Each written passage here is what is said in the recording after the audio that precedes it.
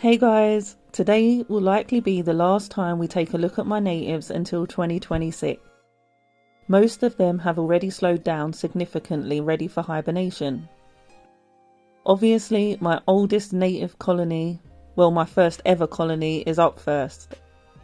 These were super slow to get active this summer, so a bit of a surprise they're slowing down already, but they're still taking protein. I did water the tank with a litre of water before filming, so they are more retreated underground, probably moving things around. They did get a couple of males this summer, no queens yet, but it wasn't a great summer for flights anyway here where I live. But next year, any new males or new queens will be released during the nuptial flights. When people ask if you could only keep 5 colonies, these would definitely be kept. I've learnt so much from them and genuinely enjoy keeping them. When my messes escaped years ago and wiped out loads of colonies, the Nigers were brutal at fighting back. The teamwork these ladies have is amazing.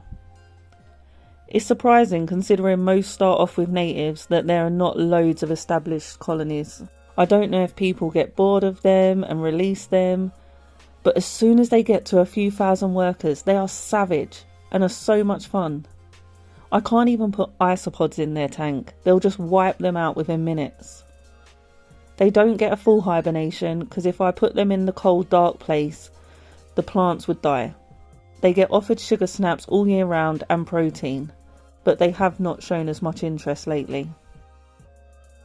Next up, more Lasius nigers, the alphabet ants. These are from this year's nuptial flights. They have just been retubed, ready for hibernation, but they need names. Help with suggestions in the comments. Each name must start with the first letter of the queen. So I'll name A. Alice, Alice, who the is Alice? It could be names that use the letter multiple times, like for C, it could be Carefree Cute Caroline. Just not something plain like Bob. Although, if all of them had funny long names and only one was Bob, then Bob would work. I will try and give a prize to some of my favourites.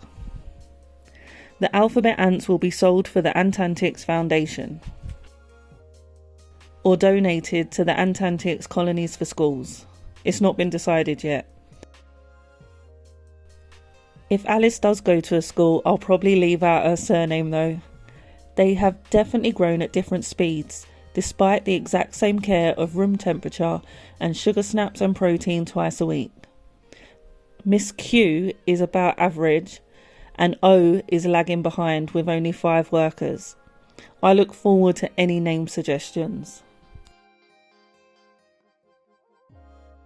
Next up, we have one of my Lasius flavus colonies in a popeth. It's no secret that flavus are my favourite native species. They are just adorable. They are definitely in their winter stages as they're not bothered about protein at all at the moment. The 2 queens have done really well, constantly in the tube together. They never even panic and run out when I move them around. And I know I said I can't hibernate the nigers because of the plants, but I don't really hibernate any of my own colonies. The room temp will be slightly colder because it's winter, but other than that I don't do anything different. If they want to eat, there's always going to be food available for them. If I had a spare fridge, I might have set it up for them, but I've never really had any significant issues with not hibernating my colonies. Next up is my other flavus colony. They are in the old setups that were never really for sale unless you wanted to grab one at AntCon or Homecoming. But Antimatters did a video on ants making tunnels, so I had to copy him. There was obviously no other option. They have made so many tunnels, but they all tend to linker at the very bottom. And they are small enough that they can make tunnels and you can't see them from either the front or the back. The sand has gone a bit green, so I'll have to add some springtails. But sand alone is probably not the best building material anyway, so there'll have to be some adjustments. They do have some of these horrible critter things living in there with them. I can't remember what they're called, but they're harmless. The flavus don't let them get near the food until they're done with it. They're going down in numbers, but they're just awful to have in there.